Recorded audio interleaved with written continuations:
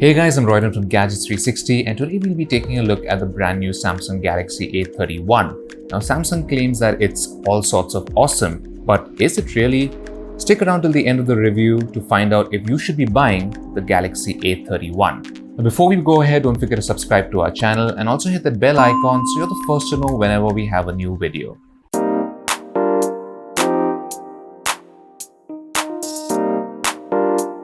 Even though the design of the Galaxy A31 isn't exactly fresh for a budget Samsung device, I do like the fact that it is slim and light. The all polycarbonate body feels quite sturdy, but it does pick up fingerprints quite easily. The back features Samsung's Prism Crush pattern, and while it looks good on the blue variant that I've been testing, the design has started to feel a little boring at this point. The Galaxy A31 has a sharp 6.4-inch Super AMOLED display. I found it to be more than adequate in terms of brightness even in the daytime. It also supports Google's Widevine L1 certification, which means video streaming apps can play content at the display's native resolution. The single speaker gets fairly loud, but the audio quality is strictly average. There's an in-display fingerprint sensor which isn't very quick but works well as long as you give it a firm press. Now the time taken to wake the screen along with the fingerprint animations makes this whole process feel a little laggy. I usually relied on the face recognition, which I found to be a lot quicker. Now despite its decent build and design, the biggest problem with the A31 is its chipset. You see, Samsung has used a MediaTek Helio P65 SoC, which I have no problem with on a phone which costs about 10,000 rupees, but I definitely do not expect it on a phone which costs above 20,000 rupees. Compared to the Galaxy M21, which uses the Exynos 9611 SoC and costs a lot less, it still manages to outperform the A31 in most of the popular benchmarks. Samsung's One UI based on Android 10 also feels a bit sluggish overall. There's a persistent hint of stutter in the animations and slight lag when I was switching between apps. Now it didn't hamper usage too much, but having to wait that extra second or two for things to happen is not an experience I expect at this price point. Simple games run well, but heavier titles such as Asphalt 9 Legends or even PUBG Mobile ran at reduced graphics settings. Gameplay was tolerable, but they didn't look as good as they should have. I also noticed a bit of heating when playing games for longer durations. Okay, so far the Galaxy A31 isn't looking too appealing, but perhaps it can redeem itself with its camera performance. Now the four cameras at the back include a primary 48 megapixel sensor, a wide-angle lens, a depth camera, and a macro camera. Under good light, the main sensor captures decent looking photos.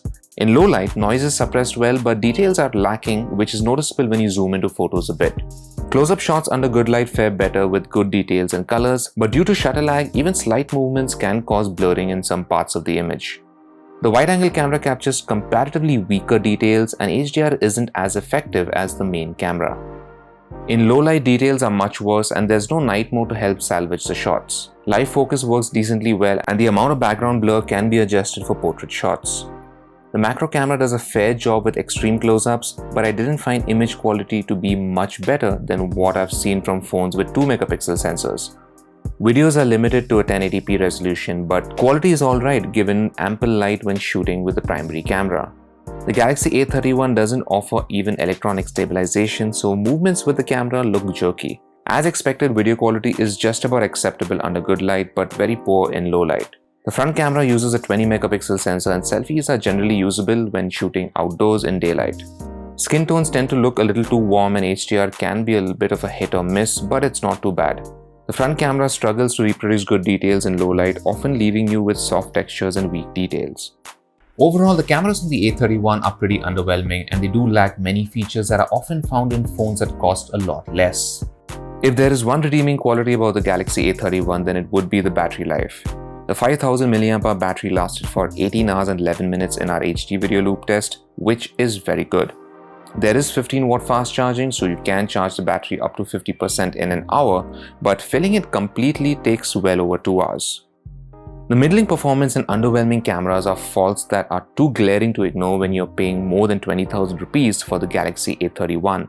Battery life is the standout feature here along with a decent build quality and display, but this phone is hard to recommend at this price. I'm really struggling to find a good reason for the A31 to exist, and honestly I really can't think of one. To put it bluntly, don't buy the Galaxy A31. Instead, you actually would be better off with either the Galaxy A50s or even the A51, both of which are much better phones. So that is my review of the Samsung Galaxy A31. Let me know what you think about this phone in the comments below. As always, for everything tech, log on to gadgets360.com.